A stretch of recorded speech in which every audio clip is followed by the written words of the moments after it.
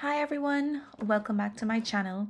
In today's video, we will be making a delicious catfish curry. Just got a fresh set from Guyana. Remember, for all the ingredients and measurements, it will be listed down below in the description box. Now let's get started.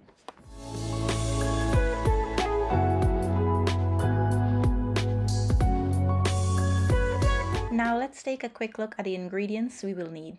Today I'll be using some Lala's curry powder, Indo-West Indian masala, green seasoning, and some tomato paste. Over here I have some freshly chopped scallions, cilantro, onions, and tomatoes.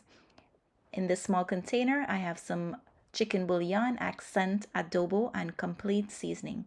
I also have some oil and 1 pack of Goya Sazon.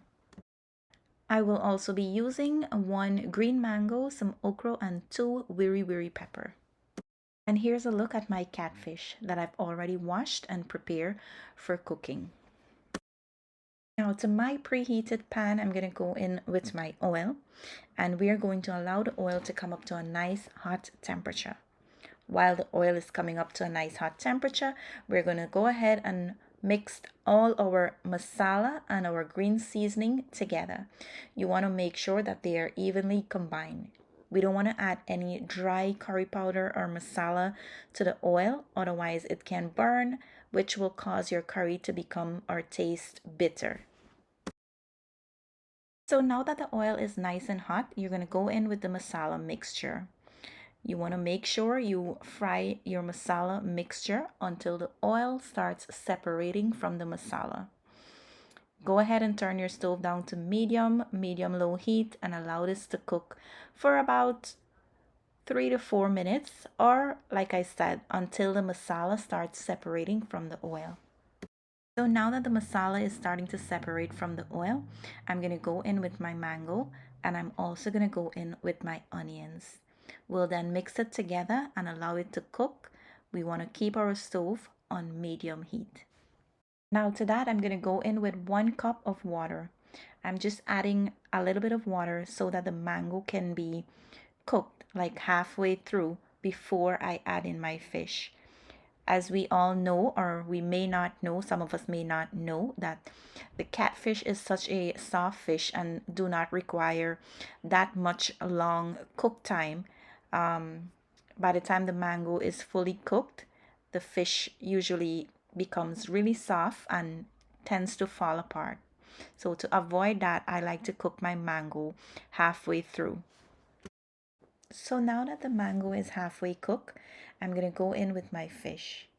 I'm then going to mix it all together to make sure that all the pieces of fish is evenly coated with the masala.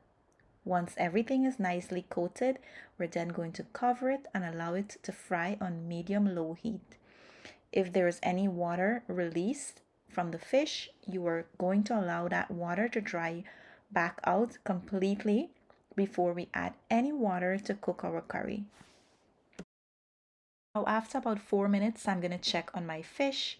We're going to give it a stir, and as you can see, there is no liquid in the bottom of the pot. That is a good indication you're ready to add in your tomatoes, your ochro, and your Wir Wir Pepper. And you are also going to go ahead and add in your dry ingredients. After adding in the dry ingredients, we're going to give that a nice stir. Make sure that everything is nicely combined, everything is nicely distributed, and then we're going to go ahead and add in some water.